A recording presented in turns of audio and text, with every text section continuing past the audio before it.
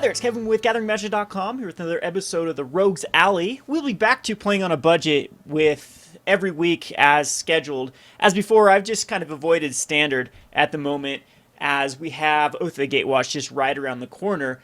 And also, Modern is incredibly expensive right now, so it's very hard for me to stick within the $200 budget in Modern. We're hoping that Wizards of the Coast addresses this and the prices can start coming down. Even like Tier 2 and Tier 3 Modern decks are starting to get very, very expensive. We've seen buyouts on cards like Gaddock Teagues and Leonid Arbiters and like Aether Vials. It's very, very hard to play a budget deck in Modern with the 200 allotted. And as well as when Standard, when the fetch lands are all still around $20 a piece and are pivotal to play in the metagame. So I thought I'd just go more of the Rogues Alley. If you enjoyed the Rogues Alley, these are usually decks that are not anywhere near a budget. As you can see, this one uses a lot of fetch lands and shock lands and fast lands and things that are not budget. 3-color decks are very, very hard again to try to make budget. So this is not my list. This is a list. This is called, actually, Abzan Flicker is what this deck's called.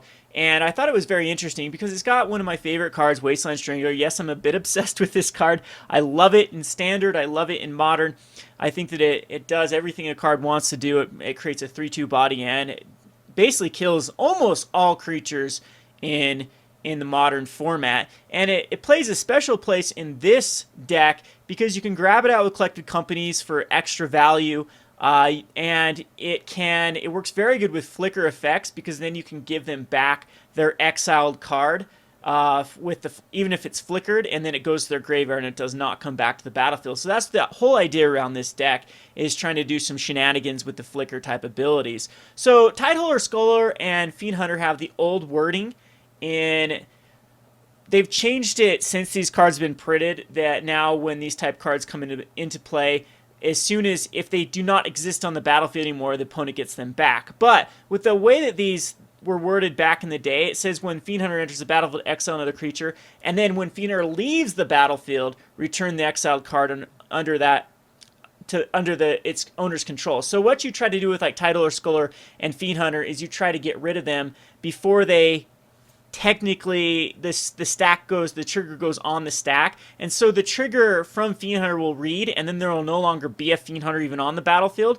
So then this second clause here will never actually read because there is no Fiend Hunter. You'll see when we play this deck exactly how that works. But again, that has been changed on Banisher Priest. It's also been changed on the Brain Maggot, which is very similar to Tidehollow Sculler. But for now, these two cards are very, very broken in Modern, as what we can do is when the trigger's on the stack, we do have ways to either eat them with Cartel Aristocrat or flicker them through Flickerwisp and Cloudshift. Now, to make Flickerwisp instant speed or anything else instant speed, we're playing 4 Aether Vials.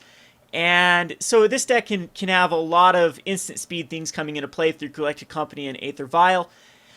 Eternal Witness is just more broken shenanigans with getting more Collected Companies, so you do overwhelm the board. That's how eventually you win with this deck, is you take care of their hand with Tidehollow Scullers, take care of their creatures with Fiend Hunters, and then eventually just beat them down with 3/2 bodies, 2/1 bodies, 3/2 bodies, 3/1 flying bodies. And we have a Gavony Township to make things bigger.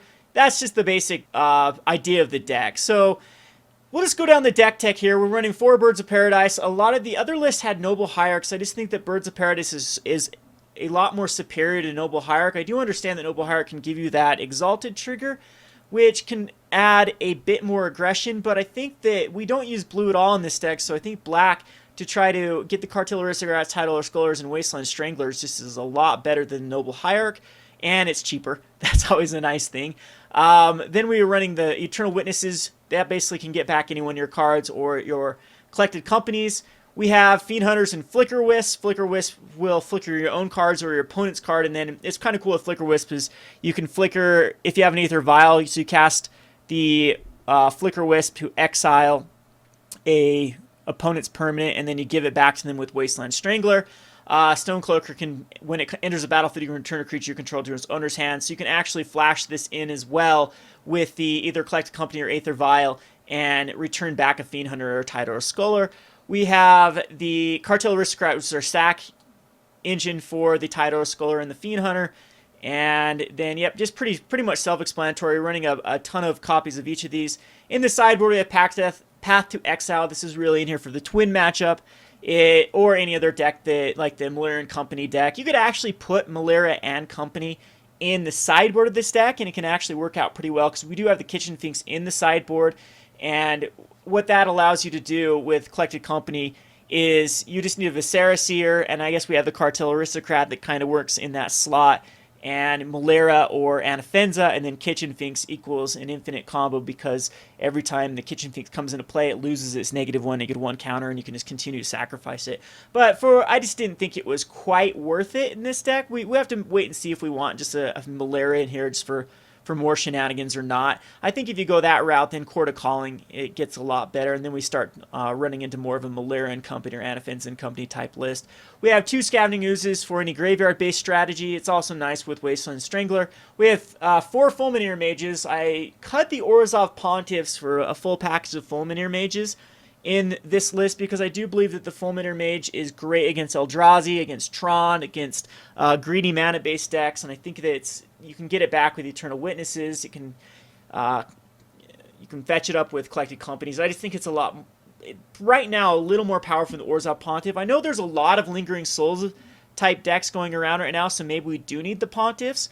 We'll have to really test the waters and see which one we like more. I guess the Pontiffs could be replaced with Kitchen Finks, but I do want some way to beat out Burn. I think Kitchen Finks is the best way to do so. And we have 2 Qasali Pridemages. These are just excellent cards in Modern right now. They can get rid of an artifact or an enchantment.